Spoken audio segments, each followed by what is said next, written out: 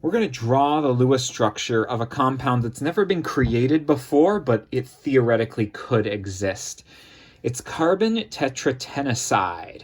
That is Tennessine, or Tennessine if you want to pronounce it that way, which is a new atom that used to be called unseptium on your periodic table. Now it's gotten a real name. It's Tennessine, TS, and it's here in group 17. Now, it's also a nonmetal. It is one of the halogens, after all.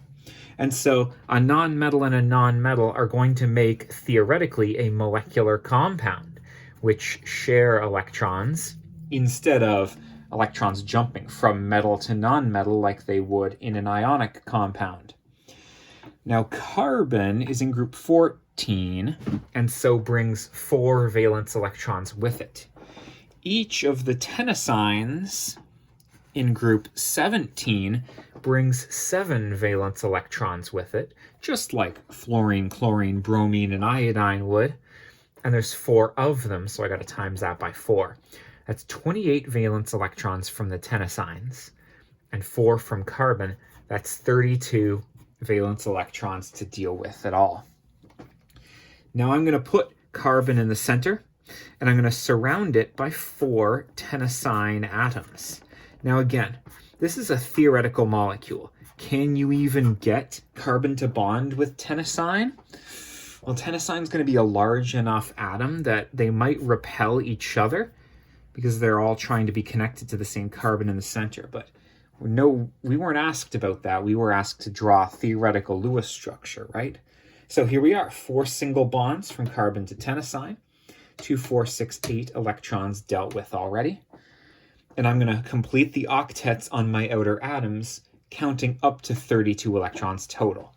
Again, we're starting at 8. Here's 9, 10, 11, 12, 13, 14, 15, 16, 17, 18, 19, 20, 21, 22, 23, 24, 25, 26, 27, 28, 29, 30, 31, 32. That's the total number of valence electrons I'm allowed to use.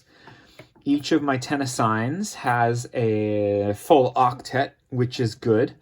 And carbon also satisfies the octet rule here with 8 electrons around it.